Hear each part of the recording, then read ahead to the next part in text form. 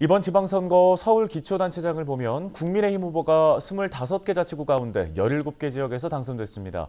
양천구에서는 3선에 도전하는 민주당 김수영 후보를 누르고 국민의힘 이기재 후보가 당선돼 주목받았는데요. 네, 관련 내용을 권상희 시사평론가와 함께 짚어보겠습니다.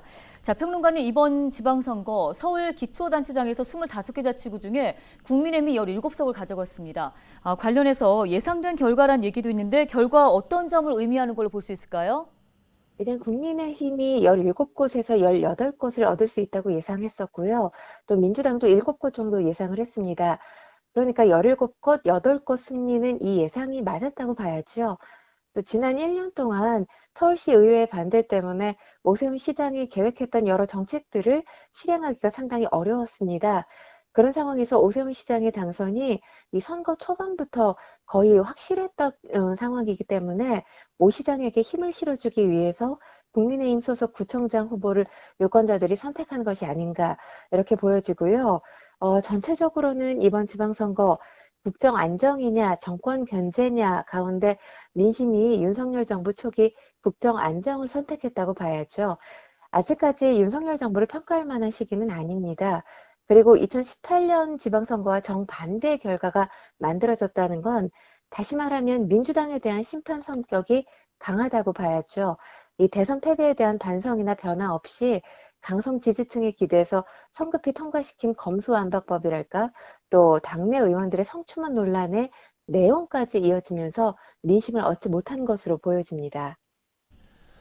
네, 은평구청장은 민주당 김미경 구청장이 재선에 성공했고 또 민심의 바로미터라고 보는 양천구는 국민의힘의 이기재 후보가 새롭게 당선이 됐습니다. 이 결과는 어떻게 보십니까? 은평구 같은 경우는 민주당 텃밭이죠. 역대 선거에서 진보 후보들을 계속해서 선택했는데요.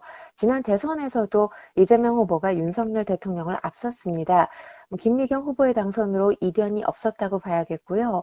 양천구 같은 경우도 진보 진영이 우세했고 또 3선에 도전했던 민주당의 김수영 후보가 패했기 때문에 이변이라고 할 수 있겠지만 지난해 4.7 재보궐선거에서부터 대선까지 보수 후보였던 오세훈 시장 또 윤석열 대통령이 승리했기 때문에 이런 흐름이 이번 지방선거에서도 이어졌다고 봐야 됩니다. 특히 양천구는 재건축 또 재개발이 이번 선거의 핵심 이슈였는데요. 두 후보 모두 관련 실행 의지를 피력했죠. 예, 그런데 문재인 정부 또 박원순 전 시장의 재임 기간 동안 재개발, 재건축 억제 정책을 계속해서 펴왔었기 때문에 민주당의 김수영 후보보다는 서울시와 또 국토부와 협의가 보다 더 용이한 국민의힘 후보인 이기재 후보를 선택한 것으로 보입니다. 네, 이렇게 이번 지방선거 이제 집권 여당인 국민의힘이 압승하게 되면서 윤석열 정부의 국정 운영 동력이 확보됐다고도 볼 수 있을 것 같은데요. 자, 이 점이 국민들에게 미치게 되는 영향 등을 고려했을 때 어떤 장단점을 갖고 있을까요? 극단적인 여소야대라는 상황 자체가 윤석열 대통령께는 상당히 정치적으로 큰 부담일 수밖에 없죠.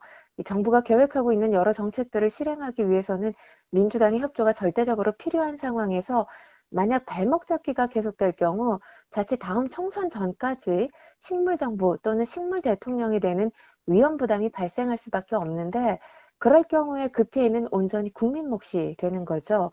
그렇기 때문에 이번 지방선거 승리가 상당히 중요한 것인데요. 민주당이 참패를 했기 때문에 의석의 힘만으로 윤석열 정부를 향해서 무조건 반대, 무조건 견제만을 외칠 수 없게 됐다고 봐야 합니다.